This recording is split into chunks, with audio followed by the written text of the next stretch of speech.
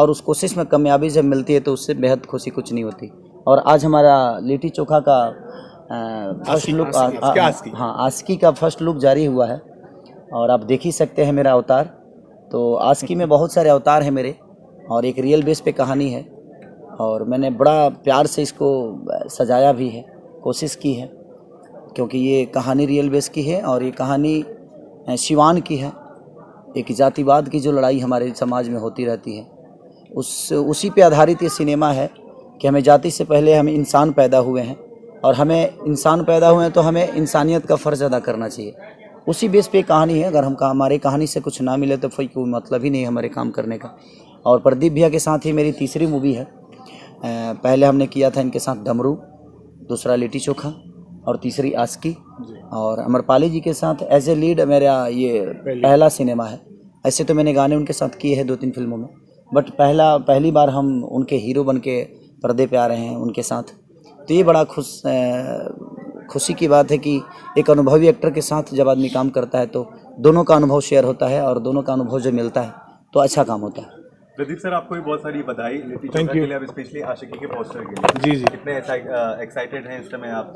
बहुत एक्साइटेड हूँ मैं और पूरी टीम एक्साइटेड है, क्योंकि लिट्टी चोखा को जो सफलता मिली है और उससे ये हम लोग तो यही मानते हैं कि कम से कम 5 टाइम्स ऊपर की फिल्म है आस्की।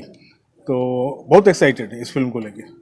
और क्या खास इस बार हम आशिकी में देखने को हमें मिलेगा खेसारी जी का? वैसे तो 2 लुक बहुत बेहतरीन, जैसा सर ने बोला है, खेसारी जी ने बोला है, तरह तरह के अवतार इसमें मिलेंगे, तरह तरह का गंजर मिलेगा। तो बहुत ही अच्छी फिल्म है और सोच से ऊपर की फिल्म। बिल्कुल। खेसारी सर, आपके सामने 2 पोस्टर हैं और आपने बताया कई तरह के किरदारों के साथ आप इस फिल्म में हैं। आपका फेवरेट कौन सा रहा और क्यों? देखिए, एक किरदार का फेवरेट और एक कलाकार की फेवरेट कुछ नहीं होती है।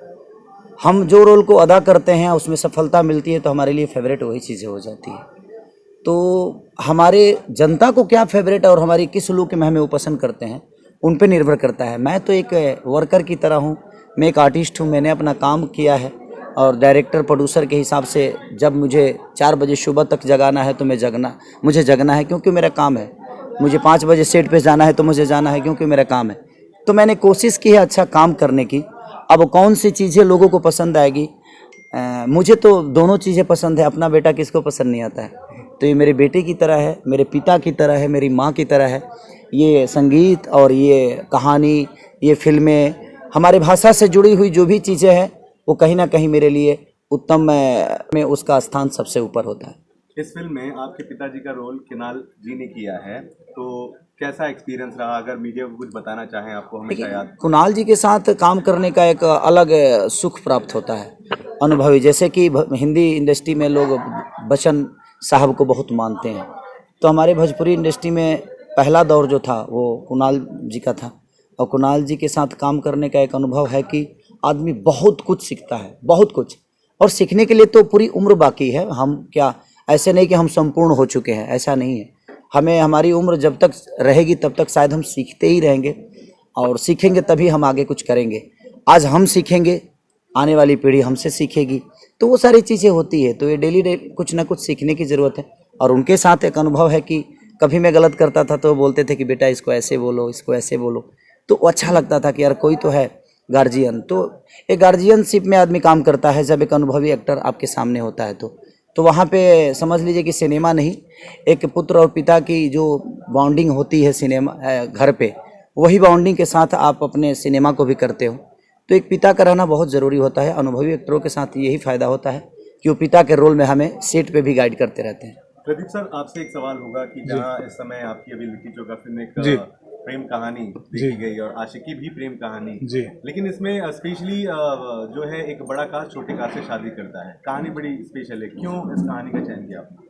नहीं, कहानी खेसारी जी की ही है और काफ़ी दिन से हम लोग इस पर काम कर रहे थे और ये नए तरह की कहानी है। मतलब केवल कास्टिज्म वाली बात नहीं है, हर फील को दिखाया गया है इसमें।